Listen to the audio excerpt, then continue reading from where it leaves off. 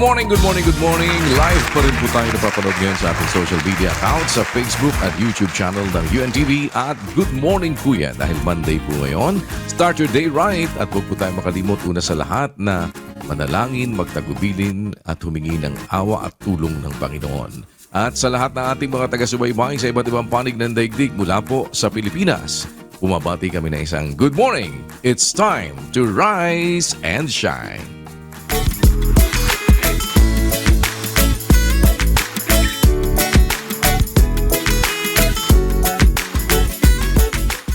Makakasama din po natin sa araw na ito ang ilan naman sa ating pong mga kapatid mula sa Members Church of God International o MCGI San Antonio Arayat, Pampanga Chapter. Para tayo po ay tulong-tulong pa rin naman na sumaklolo sa ating mga kapwa-tao na nangangailangan sa dako po na yan. Naroon si Brother Ronald Garcia kasama ng ating mga kapatid. Makibalita tayo. Good morning po sa inyo. Rise and shine! Good morning, Kuya. Good morning po sa ating mga kasambahay. Rise and shine.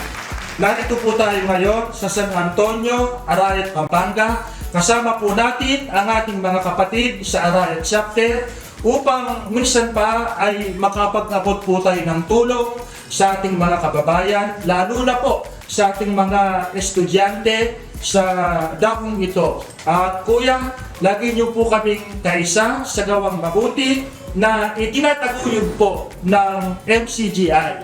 Kaya kami po ay sama-samang bumabati ng MCGI Cares, MCGI Shines, to God be the glory.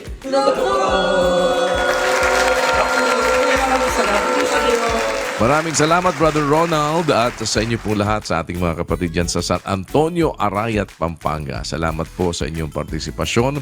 Pagpalain nawa kayo ng Panginoon. At mamaya po ay babalikan ko kayo. Alamin natin sino po sa ating mga kababayan dyan sa Arayat, Pampanga ang ating namang sasaklolohan.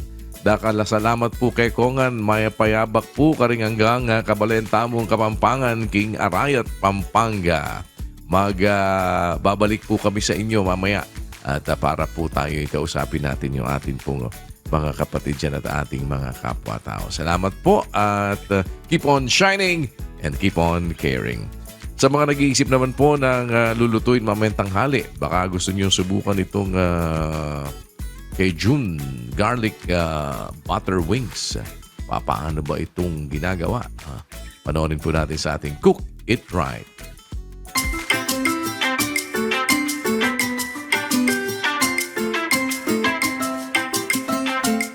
Good morning, Kuya Rise and Shine, mga kasambahay. Bonjour, Atibe, and good morning sa ating mga kasambahay na nag-aabang sa kung ano ang lulutuin natin ngayon. Yes naman, Tito Pangs. Kaya kung mahilig kayo sa crispy, malasa at spicy, perfect ang recipe na ito para sa inyo. At tiyak nga papakamay kayo dito sapagkat ang ating lulutuin ngayon ay Cajun Garlic Butter Wings. Kaya tara, magluto na ta! Let's cook it right!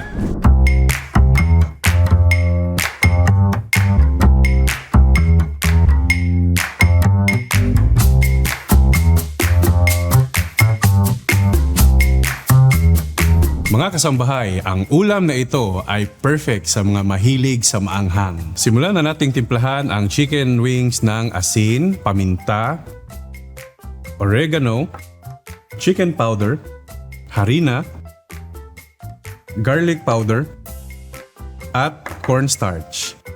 Haluin at ibabad ng 15 to 30 minutes.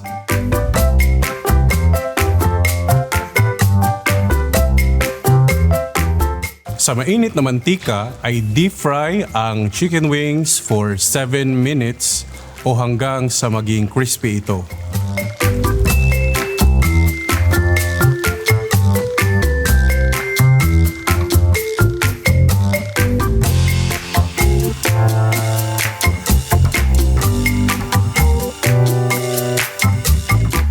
Gawin na natin ang Cajun Garlic Butter Sauce. Tunawin ang butter sa mahinang apoy.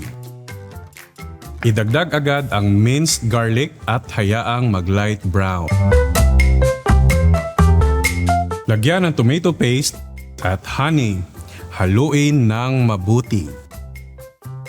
Sunod, Ilagay ang mga pampalasa, paminta, paprika, garlic powder, onion powder, Cajun seasoning, chili flakes, at Italian seasoning. Haluin ng 1 to 2 minutes at patayin ang apoy. Ilagay sa bowl ang fried wings, lagyan ng sauce, at i-toast hanggang ma-coat ang lahat ng wings.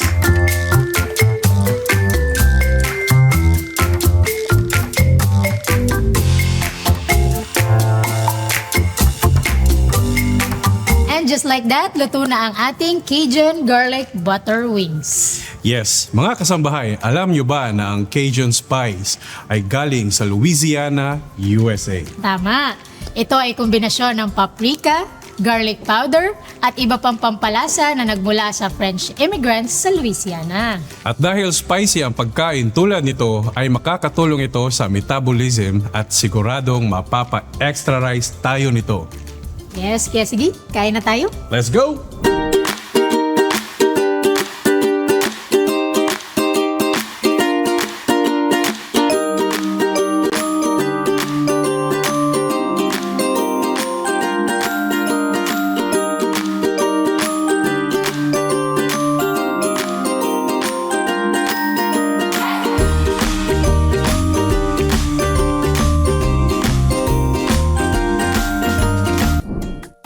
Huwag nating kakalimutan na bago kumain, manalangin.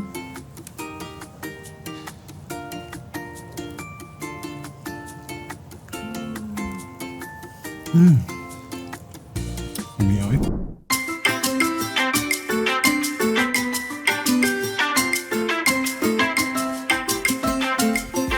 Ang coral reef ang itinuturing po na rainforest of the ocean. Ano nga ba ang papel ng coral reefs at bakit mahalaga na ito ay ating pangalagaan? Panoorin po natin ang isa na namang kamanghamanghang likha ng Diyos sa atin pong Wonders of Creation.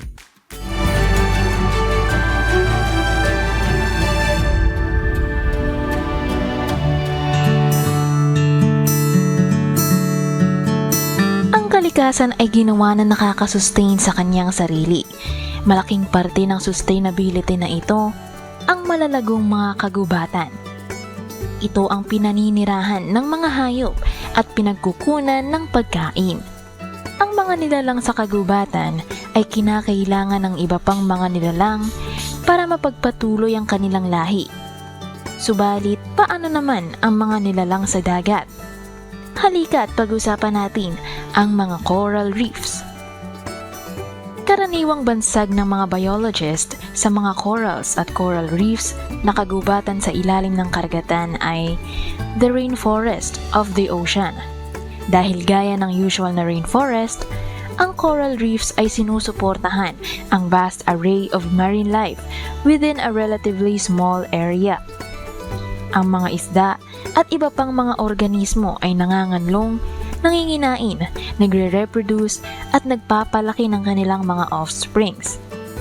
Kahit maliit lamang ang kinocover ng mga reefs sa buong karagatan, less than 1% lamang ang tirahan ng around 25% of all the world's marine life. Over 4,000 different species of fish rely on these reefs.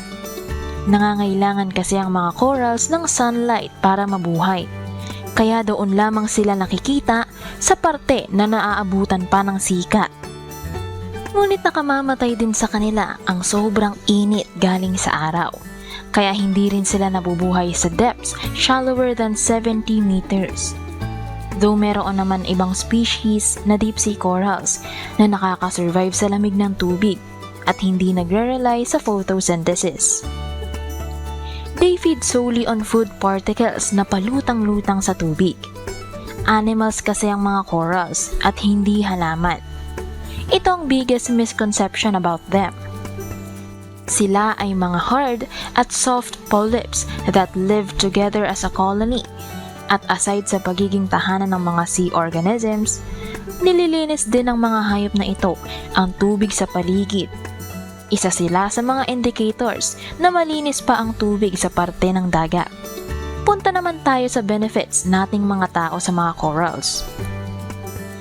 Ayon sa pag-aaral, 500 million people rely on coral reefs for food. Fish and other organisms eaten by humans ay galing at namumuhay sa coral reefs. Mabisang pananggalang din ang mga reefs. Sa panahon ng bagyo at water surges, nagiging natural barrier sila, protecting coastal communities. They also act as a buffer to slow down water to prevent erosion. And in recent years, coral reefs have also become a tourist attraction. During COVID, an estimation of $71 million was earned by diving industries for coral diving and watching. Nang hinati ng may lalang ang kanyang mga likha, ang isang bahagi ay nasa lupa at ang iba naman ay namumuhay sa tubig. At kapwa binigyan ng paninirahan at pagkukunan ng ikabubuhay ang lahat ng mga nilalang. May rainforest o mga kagubatan sa lupa at may mga coral reefs naman sa ilalim ng dagat. Sadyang nakamamanghang disenyo na kahit ang mga bagay na sumusuporta sa lahat ng mga nilalang ay mismong mga wonders of creations.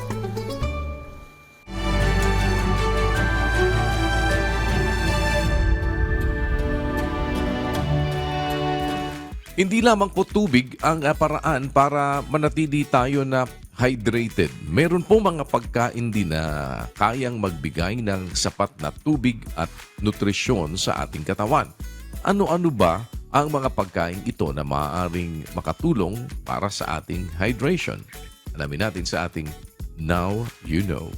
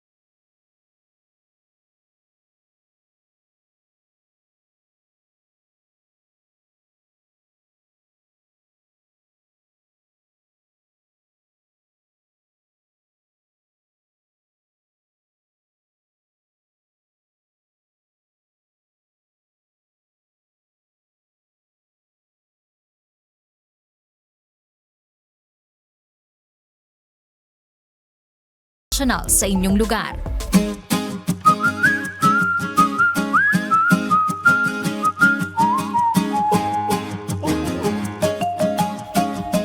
Narito naman po ang ilang mga tips para makaiwas tayo sa distraction at manatiling focus sa ating mga ginagawa sa araw-araw. Panoorin natin sa atin pong You Can Do It.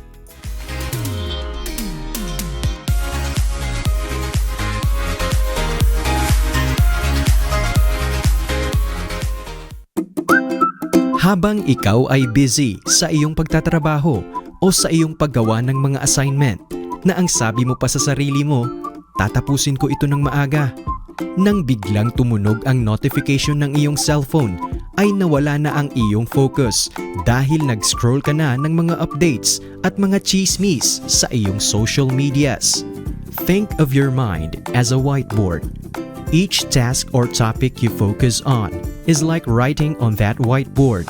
When you multitask, you're constantly erasing and rewriting different information. says Gloria Mark, a Chancellor's Professor of Informatics at the University of California. Kaya ano ba ang mga tips to stay focused and to beat distractions? Set clear goals. Break down tasks into smaller, manageable pieces. When you know exactly what you need to do, it's easier to stay on track. Organize your workspace. Linisin at i-organize ang iyong kapaligiran dahil nakakatulong ito upang makapag-isip ng maayos at makafocus sa iyong ginagawa. Prioritize tasks. Unahin ang mga high priority na gawain at iwasan ang pag-aaksaya ng oras sa mga hindi gaanong mahalagang activity. Eliminate multitasking. Focus on one task at a time. Multitasking might seem efficient, but it actually reduces your productivity and increases errors. Limit social media and digital devices. Designate specific times to check social media or messages. Iwasan na laging nag-check ng iyong mga social medias or chats kung hindi naman ito importante. Meron akong na meron akong asthma. Doon ko naramdaman na yun, hinihingal na. College days ako noon, may nag-iaya sa akin na yun, umakyat ng bundok. Ngayon sabi ko, baka alanganin ako dyan kasi yun nga, may asthma ako. Sabi sa akin, pwede mo naman paghandaan, mag-jogging ka, mag-walking ka, para kahit paano, pag umakyat na ng bundok, prepared ka. So ayun, nag-running, jogging ako, walking. Yun hanggang sa, yun nga, yung umakyat kami ng bundok, yun, awa ng Diyos, naka-survive. Sabi ko, okay ito parang, ba't hindi ako inatake ng asthma? Tapos nakakalanghap pa ako ng mga sariwang hangin. Nakikita ko po yung ganda ng paligid or yung mga kabundukan, mga kakahuyan. Ayun, parang sabi ko, ang sarap naman ng ganito na ma-experience mo yung ganito kahit na may asthma ka. Ang una kong sinalihan na takbuhan, yung sa bundok. Una ko sa Maragondon yun, sa Mount Marami.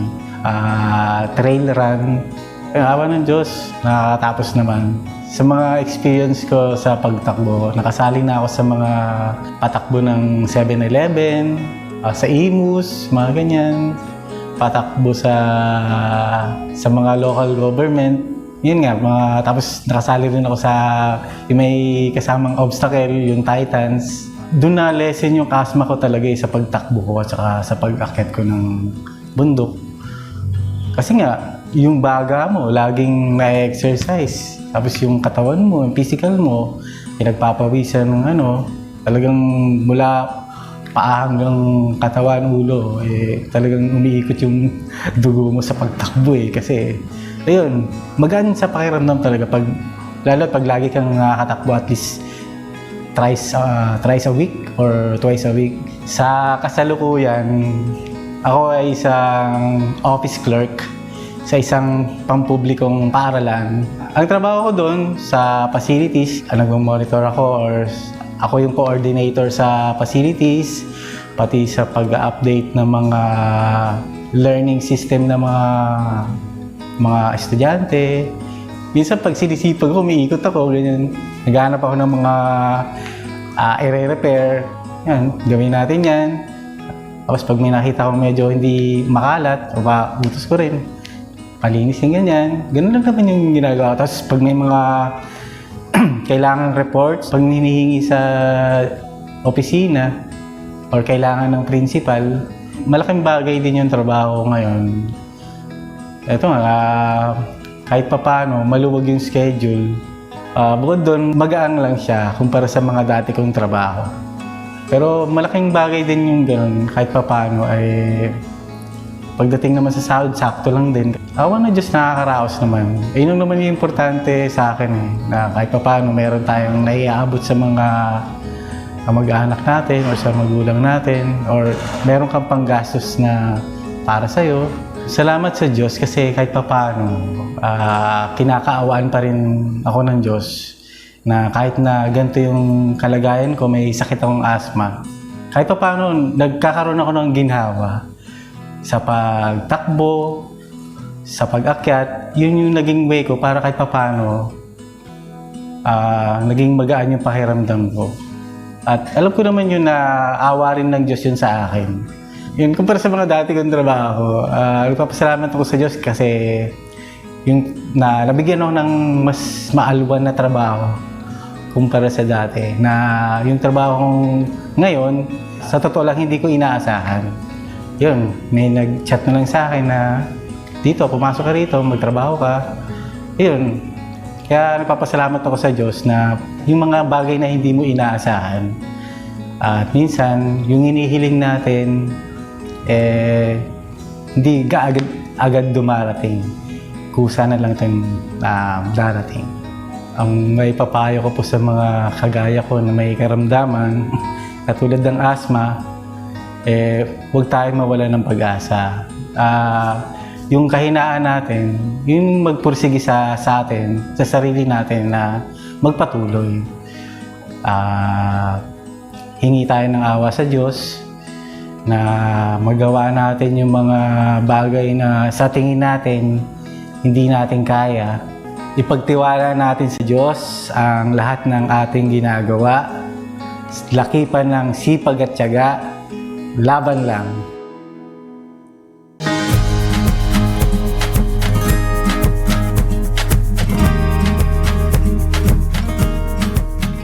Sa ating pong viewpoint muli ay nagtanong tayo sa ilan sa ating mga kababayan tungkol sa isang issue. Ano ba ang kanilang pananaw tungkol dito? Tama ba ang pagiging seloso bilang partner o kasama sa buhay? Pakinggan natin ang kanilang sagot at alamin natin ang payo ng banal na kasulatan tungkol sa mga bagay na ito.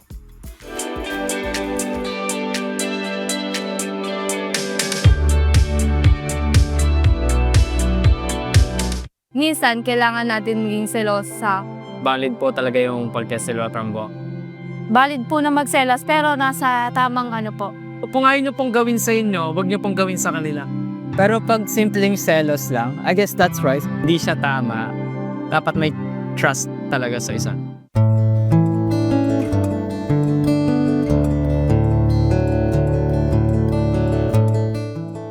For me, hindi siya tama. And from personal experience na yon, having yung first girlfriend ko dati, ako yung seloso. And siguro nagkaroon ako ng character development, na-realize ko na dapat kapag mag-ano ka sa isang relasyon, dapat may trust talaga sa isa. Kasi it's a party between two people, di ba? If you want to make it work, dapat trust it. For me, hindi rin. Pero pag simpleng selos lang, I guess that's right.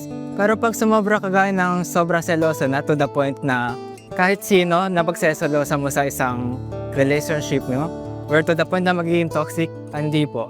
Dahil it will make your relationship fall apart po at syempre lalo po kayo magiging seloso to the point kahit sa ibang relationship mo na mapupuntahan, it will not work po. So yeah. Para sa akin, sa napagtanto ko ng panahon, kayong single, siguro pwede ko sabihin ignorante, pwede na maging ignorante tayo on purpose na pagtiwalaan natin talaga yung natin. Although may risk yun talaga yung way for me, solution for me.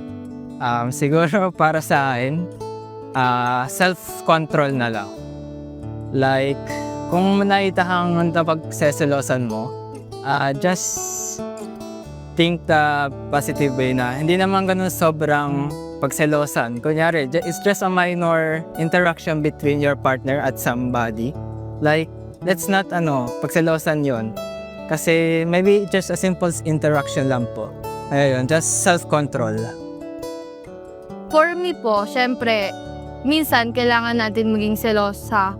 As sa girl, syempre na naka-experience na maging rebound ng isang partner before, kailangan maging selosa para maging aware din yung iba na baka yung ibang girls na nakakausap nung boyfriend natin may something na pala. Pero kailangan syempre yung pagiging selosa po natin is reasonable. Hindi yung basta-bastang telos na lang sa nakakausap pero groupings naman pala, for school naman pala. Kailangan po yung pagiging selosa natin, reasonable po siya. For me po, dapat po is valid po talaga yung pagseselotan po.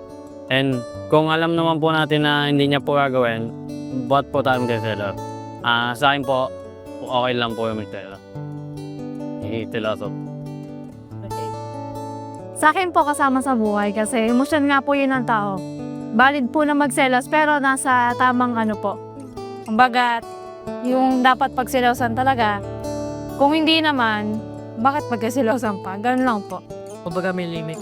Apo, may limit. Depende rin po kasi sa may encounter nung tao. Kung dapat ba silang pagselosan o hindi. Ganun. Sa akin po, yun nga po. Natural nga po sa isang relasyon po yung magselos. Kasi po, kumbaga yun nga po, sabi niya nga po, emosyon po yun. Kumbaga hindi mo rin po mapipigilan yung sarili mo pag dumating na yung selos eh. Kumbaga yung iba nga po nakakagawa ng hindi maganda pagka yung talagang yung limitado na, yung kumbaga lumalagpas na sila doon sa may dapat nilang gawin.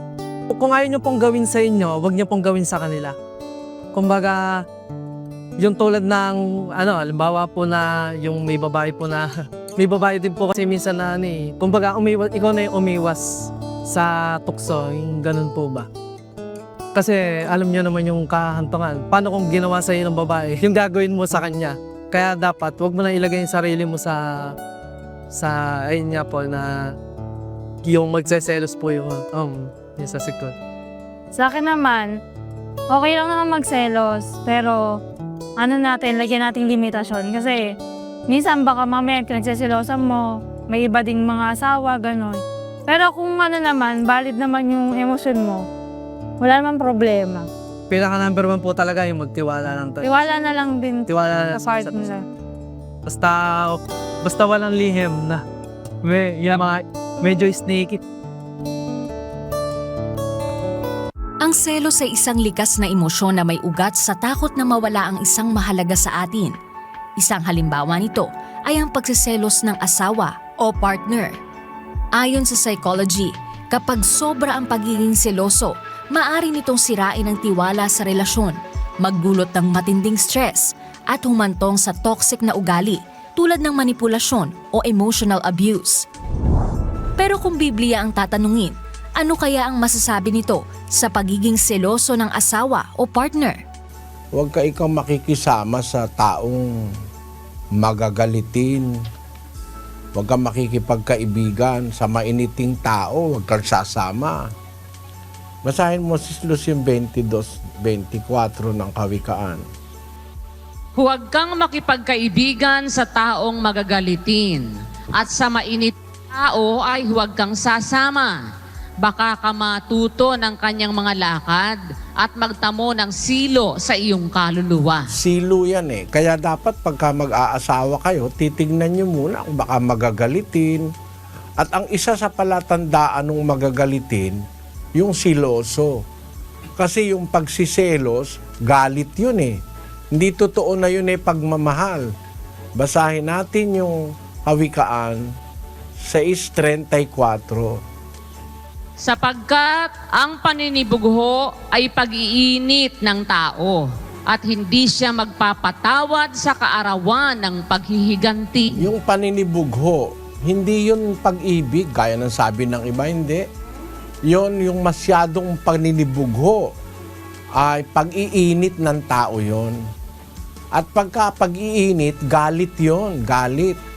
At ang sabi sa Biblia, ang galit ng tao ay hindi gumagawa ng katwiran ng Diyos. 1:20 ng Santiago, Sis Luz. Sapagkat ang galit ng tao ay hindi gumagawa ng katwiran ng Diyos. Ayun, kaya yung pagkagalit, kasama na rin yung paninibugho. Yung paninibugho kasi kawalan ng tiwala, at galit, merong nakatanim na puot. Yung mga yan, nangyayari yan sa isang taong hindi sumasampalataya sa Diyos. Kasi kung sumasampalataya ka, magtitiwala ka. Sabi kasi sa Biblia, ang pag-ibig, lahat pinaniniwalaan, ang pag-ibig, lahat inaasahan, ang pag-ibig, lahat binabata, ang pag-ibig, lahat tinitiis, ang pag-ibig hindi nagkukulang kailanman, sabi ng kasulatan.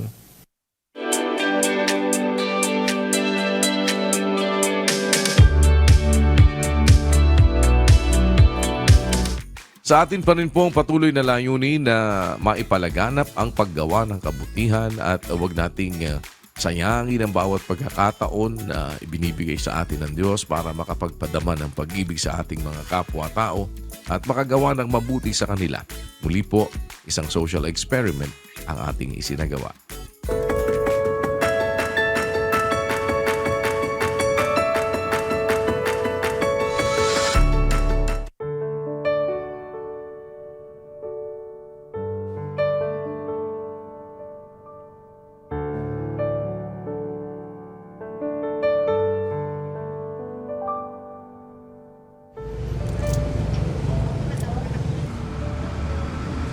Ma'am, pwede mo po akong tulungan, ma'am.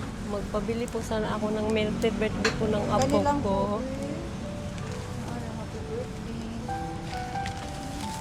Gusto po siya ng milk tea, ma'am.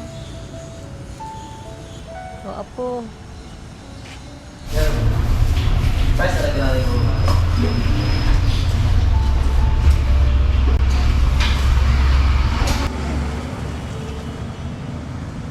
Salamat po sa Diyos, ma'am.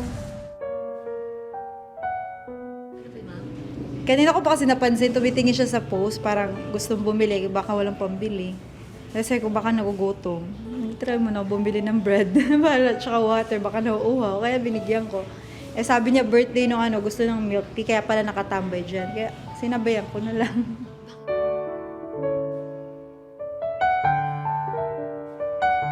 Pero sa akin, lang yun, initial reaction lang.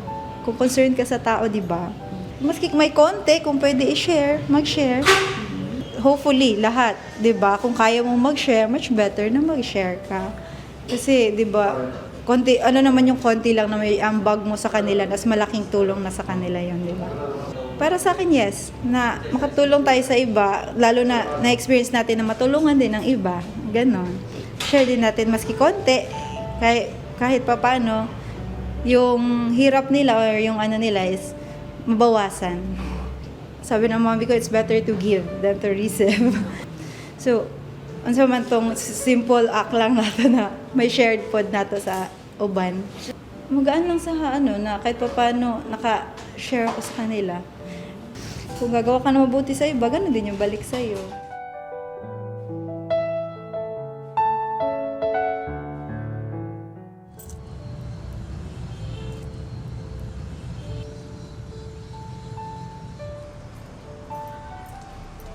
Ma'am.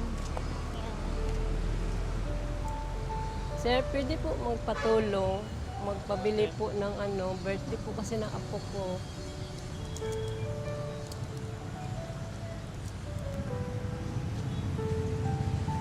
Sir, pwede po patulong. May pera po ako, magpatulong lang po ako magpabili ng milk tea kasi yung birthday ng apo ko, gusto po niya ng milk tea. Hindi po ako marunong.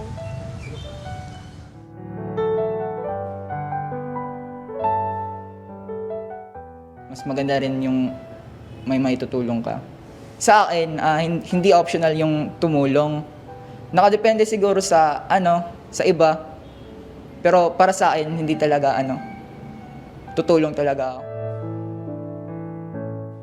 Ano po gusto mo dito?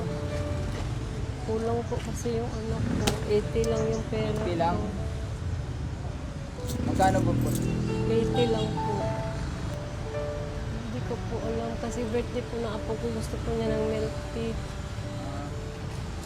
Hindi po ako marunong bumili.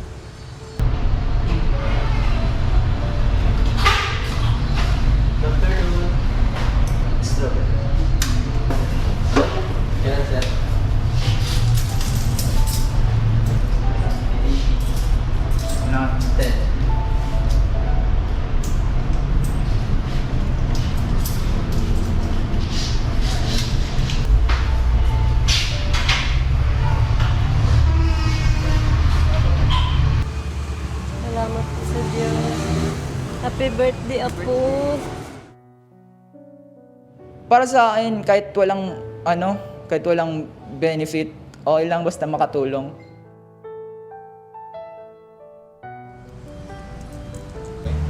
Milk tea po, hindi po ako marunong bumili. magpatulong po sana ako magpabili kasi may pwede birthday po ng apo ko, milk tea po. Milk tea. Ano sa mga palit ng milk tea? Hindi ko po alam. Gusto lang po niya ng milk tea. Diha. Apo, at saan ang gusto mo? Strawberry. Ito po. Ako na bahala. Ayun na. Salamat po sa Diyos.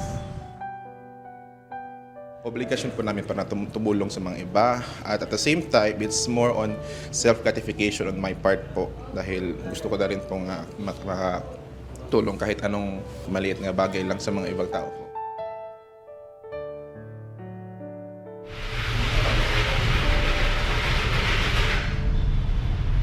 Boss, baka na ako strawberry bag.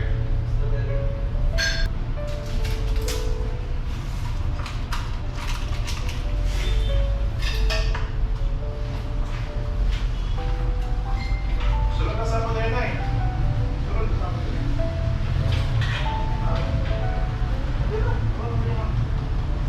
Ano makakapit na tao? Ito lang tayo.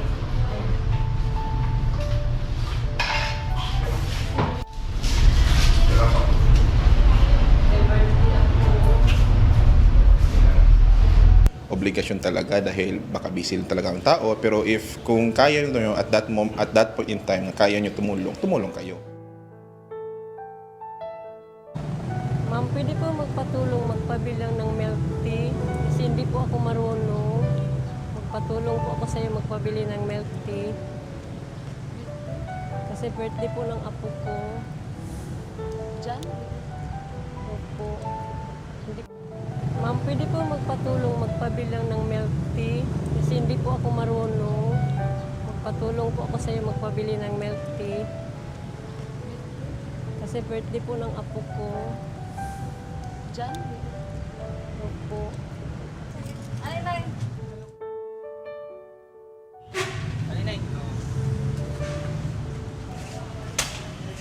Salamat po sa Diyos.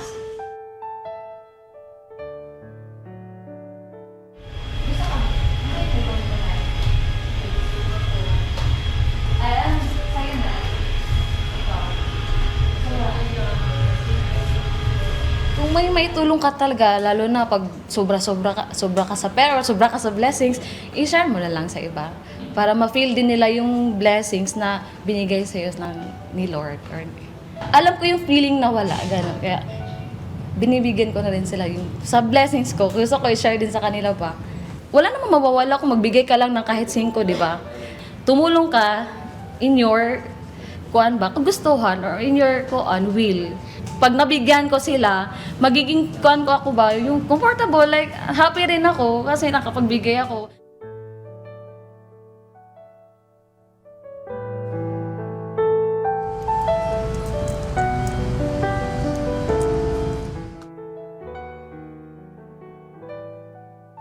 Sir, pwede po magpatulong. Magpabili po sana ako ng milk tea. Birthday po kasi niya, gusto po niya uminom. Ito po pera po. Siyempre, hindi naman kasi tayo lahat biniyaan na magkaroon ng pang-araw-araw na panggastos. Kung tayong meron, kung ano yung ma-share natin, kahit papano, kahit ganun lang kaano, i-share natin.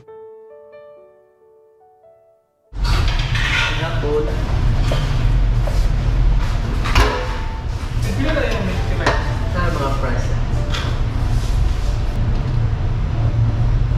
Standard chocolate ko lang. 100.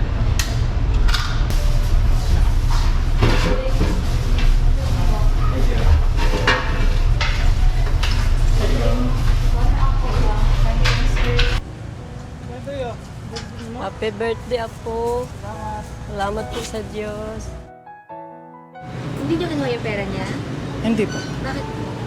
Hindi, kasi baka mas kailangan niya pa yung pera kaysa naman konting lang naman po yun. Minsan, kung anong mayroon ka, i-share mo rin konti. Kahit hindi naman pera, matulungan mo sila sa maliit na bagay, sa ganung paraan, maparamdam mo na rin sa ibang tao na tao tayo, pareho kailangan naawa tayo. So, maparamdam natin na mahal din natin ang kapwa. Kung mayroon kang pwede itulong, bakit hindi? Hindi naman option. Kung may bigyan ka ng pagkakataon na tumulong, sabi nga ng Panginoon, maging blessing ka sa iba para sila din maging blessing sa iba. Masaya na ako na nakatulong din po.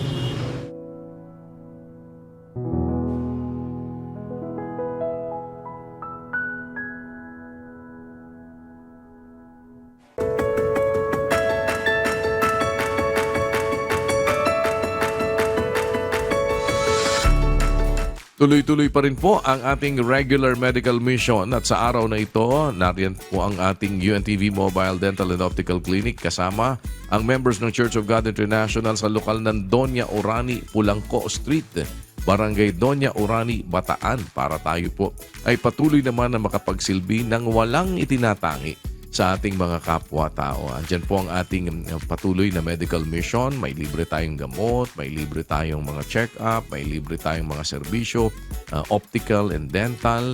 At ito po ay every Monday nating ginagawa dito sa lugar po na ito ng lokal ng Doña sa Orani, Bataan. Makibalita tayong saglit. Nagpasimula na po ang ating registration kanina pang 5 o'clock in the morning at tatagal po yan hanggang alas 9. Atin pong alamin kung ano ang latest. Good morning po sa inyo dyan sa Orani. Yes, good morning, Kuya! Live pa rin po tayo dito sa ating MCGI Clinic dito po sa Doña Orani, Bataan. At dahil nga po, araw po ulit ng Lunes, wala pa pong alas 5 ng umaga ay yung mga kababayan po natin nagsimula na po silang dumating at pumila po para makapagpa-register po sa iba't ibang medical services na kanila pong i-avail ngayong araw. At Kuya, syempre po kung maaga po yung ating mga patients o yung ating mga kababayan ngayon, ay mas maaga rin naman pong prepared at naghanda po yung ating mga MCGI volunteers and staffs para po makatulong sa pag-a-assist sa ating mga kababayan.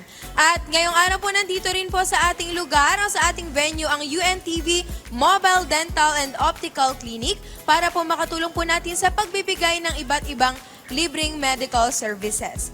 At kaya naman po Kuya sa mga nagnanais pong magpa-check up or meron pong dinaramdam, hindi na po nila kailangan pang intindihin yan. Pwede po silang magpunta dito sa ating venue para po makapagpa-check up. At open naman po yung ating registration magmula po 5 a.m. hanggang 9 a.m. po yan ng umaga. At sa ating process naman po, matapos po silang makapagpa-register, ay kukuhanan po sila ng vital signs ng ating mga volunteers. And then after po doon ay pwede na po tayong mag-proceed sa ating mga respective waiting area para po makapagpakonsulta sa ating mga doctors. At kung nasatahan naman po sila ng mga gamot, Kuya, hindi na rin po nila kailangang intindihin na bumili pa sa labas or dagdag gastos pa po dahil pwede na rin po nila yung i-claim sa ating MCGI Pharmacy for free. At ngayong araw po, ang mga available services po natin ay no-offer. Meron po tayong medical adult consultation, pediatric consultation, dental cleaning, dental extraction, optical services with free reading glasses po iyan. At meron din po tayong legal consultation. Ayan po, kaya naman po sa mga nangangailangan po, mangyari lamang po ay magpunta po tayo dito sa Pulangco Street, Doña Orani, Bataan. At meron naman po tayong nakaabang na libreng sakay po ng MCGI dyan po sa may kanto para po dito papasok sa ating venue since nasa looban po tayo. Ayan po, may umiikot po na tricycle. Libre po yan para maghatid at magsundo po sa ating mga kababayan na nagnanais pong magpa-check up dito po sa ating medical mission. At habang naghihintay naman po sila, hindi na rin po nila kailangang alalahanin yung kanilang almusal dahil provided po yan ng ating mga MCGI volunteers dito po sa ating venue. Meron po tayo nakaprovide na mainit na almusal at mainit na kape po. At kung abutin po sila dito hanggang tanghali, ay meron din po tayong provided na free lunch para sa ating mga kababayan. At gaya po ng ating laging sinasabi, lahat po dito ay welcome. Wala po tayong pinipiling lahi, reliyon, edad, kasarian o anuman pong political affiliation dahil ito po ay para sa lahat. Welcome po tayo dito. Kaya naman po ito po ay ating pinagpapasalamat sa bawat pagkakataon na tayo po ay binibigyan para makagawa ng mabuti sa ating kapwa gaya po ng aral na ating natututunan mula sa Biblia. Ito po muna ang update mula rito sa Bataan. Balik po sa inyo, Kuya. Maraming salamat po at sa lahat ng ating mga kapatid na nariyan ngayon, sa lahat ng mga doktor, mga kapatid natin na umaalalay, tumutulong para po tayo makapagserbisyo sa ating mga kapwa-tao. At yan po ay uulitin natin bukas para sa lahat. Wala po tayong itinatangi anuman po ang inyong relihiyon. Maaari din po kayong makapag-avail ng ating mga libreng serbisyong ipinagkakaloob. Regularly, ito po ang ating live medical mission. Ito po ang ating medical mission kasi meron din tayong digital. Pwede kayong tumawag. Pero ito pong ating ginagawang medical mission na ito, dyan po sa Orani, every Monday ay pwede kayong makapagsadya. Pero hindi po ito exclusive sa mga Bataenyo o dun sa mga taga-Donya lang. Bukas po ito sa lahat ng ating mga kapwa-tao kahit saan pa kayo nang galing kung tayo po'y makakapaglingkod sa inyo. Salamat po. At sa lahat ng ating mga kapatid na patuloy na nagpa-participate para po tayo ay sama-samang makaabot sa ating mga kapwa-tao. Huwag kayong mag-alala, habang naghihintay po kayo mapagsilbihan, meron pa din namang isinisilbi ang ating mga kapatid dyan na libreng almusal, konting pantawid ng gutom, para habang tayo po'y naghihintay na mapagserbisyohan sa atin pong medical mission. At yung lahat ng mga nakapagparehistro po, tinatapos naman natin yan sa kabuuan po ng maghapon. Salamat po once again sa inyo dyan mga kapatid. Keep on shining and keep on caring. Tuloy-tuloy din po ang atin naman pong pagbahagi ng mga katuwiran at salita ng Panginoon sa ating panibagong session ng ating Mass Indoctrination. Ang members po ng Church of God International o MCGI ay muling nag-aanyaya sa inyo. Ngayong gabi na po ang ating pasimula sa panibagong session. Ito po'y pag-aaral ng mga kautusan ng Panginoong Jesucristo, yung mga salita ng Diyos na nasa Biblia. Ibabahagi lang po namin sa inyo. At ito naman po ay wala naman kayong anumang obligasyon sa amin.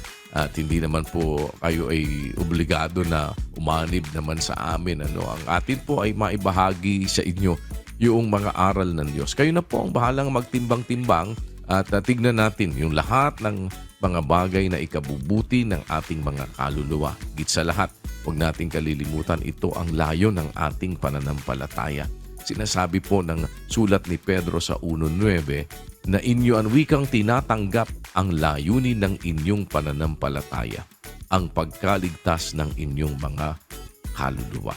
At ito po ang ibig nating sa tulong at awa ng Panginoon ay maibahagi sa inyo. Tignan po ninyo mula doon sa mga aral ng Diyos sa Biblia. Yan naman ang atin pong sinisikap na sa tulong at awa ng Panginoon ay patuloy na maibahagi sa ating mga kapwa-tao na panuntunan, prinsipyo ng aral ng ating Panginoong Jesucristo na magdadala sa atin sa kabutihan. At iyan naman ang atin pong titimbangin lagi dahil alam naman natin na meron pong pagbabatayan tayong mga katuwiran at salita ng Diyos na siya nating ia-apply sa ating mga buhay. Ibig lang po namin ma-share sa inyo ito. Sana mapaunlakan po ninyo kami mamayang gabi, alas 7 po, Philippine Standard Time sa atin pong pagpapasimulang muli ng isang panibagong session ng ating Mass Indoctrination. Ang Rise and Shine segment po ay sumasa inyo dito sa ating programang Good Morning Kuya every Monday. Alas 6 naman po ito na umaga. At tuloy-tuloy pa rin ang ating mga public services sa atin pong serbisyong bayanihan. Mula po Lunes naman yan hanggang Biyernes alas 4 ng hapon. At ang atin po namang MCGI Charity Center ay naglilingkod sa inyo every Friday. Diyan po ito sa 141 E. Rodriguez Avenue, Marikina City. Ang MCGI Clinic po ay nakabukas para sa iba't ibang mga libreng serbisyo. Ulitin po natin, wala po itong bayad. Wala kayong aalalahaning anuman. Wala kayong obligasyon po sa amin. Ito'y bahagi po ng ating pagpapractice ng ating pong pananampalataya na makagawa ng mabuti sa lahat. At wala tayong idinidiscriminate anuman po ang inyong relihiyon, political affiliation, anuman ang inyong wika, lahi o kulay. Ito po'y nakabukas para sa inyo. Every Friday po, 5 to 9 in the morning din ang ating pong registration. At kung everyday services po ang inyong hinahanap, dito po sa MacArthur Highway, Barangay Sampaloc, Apalit, Pampanga, ang ating pong MCGI Diagnostic Center ay open mula po Lunes hanggang Biyernes. At meron lang po tayong iba-ibang mga schedules. Monday to Thursday, alas 10 hanggang alas 12 po ng tanghali ang ating registration. Pag Friday ay 5 to 9 in the morning naman po. At kasabayan po ng atin namang ginagawa din dyan sa Urani, Bataan. Yan po every Monday naman, 5 to 9 in the morning ang atin pong registration. At magbisita lang po kayo sa ating mga official account ng MCGI para malaman ninyo yung iba't ibang mga schedules at activities po natin ng ating ginagawang pag-abot sa ating mga kapwa-tao. Kasama po dyan yung umiikot natin na 4 na mobile dental and optical clinic sa iba't ibang bahagi po ng ating bansa. At yung isa po, yung unit number 1 natin nasa area ngayon ng Quirino. Yung unit number 2 natin nasa area po ng Cavite. Yung unit number 3 nasa area po ng Panay Island. At yan po, yung isang ongoing tayo ngayon dito sa Orani, sa Bataan. Ano? Uulitin po natin, pag nakita nyo nakaparada sa inyong lugar yung ating mga mobile dental and optical clinic, pwede po kayong lumapit sa ating mga coordinators. Libreng serbisyo po ang ipinagkakaloob natin sa ating mga kapwa-tao ng walang diskriminasyon. Sana po ay mapaunlakan ninyo ang aming mga munting paanyaya at maging maliit na kasangkapan naman kami na ang kabutihan ng Diyos ay makarating sa inyo. Mananatili pa rin na sa Diyos ang lahat ng karangalan at kapurihan magpakailanman. Manatili pong nakaantabay sa pagpapatuloy ng ating programang Good Morning Kuya. In a little while, iba't ibang mga segments pa rin po ang sa inyo. Samantala, iiwan muna namin sa inyo ang isang awiting nagsasabi na huwag tayong mabalisa sa anumang bagay at ilagak natin sa Diyos ang lahat ng ating mga suliranin sa buhay. Sa kanyang rendition ng awiting Alam Niya, narito po si Sister Jalisa Trangia para sa ating On a Good Note. Maraming salamat po. Keep on shining and keep on caring. Good morning.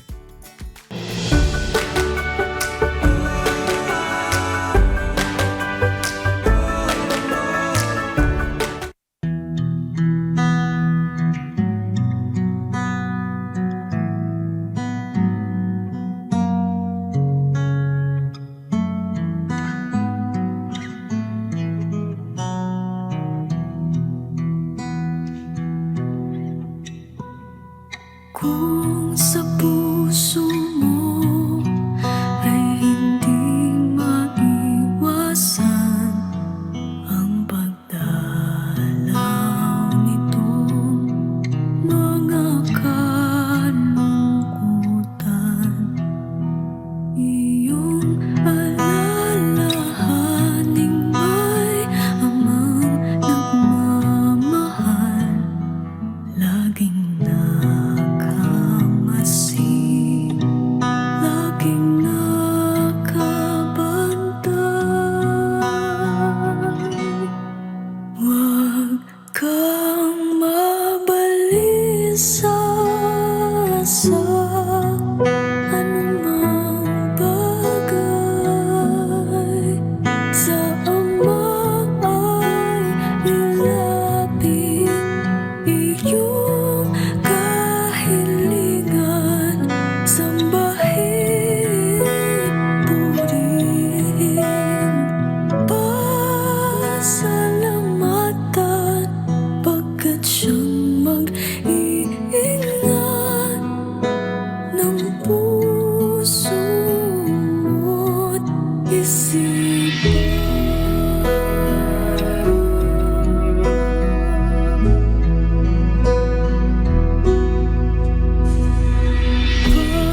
Pagpadadaig kahit nalulumbay, ang pag-asang taglay ay iyong ingatan.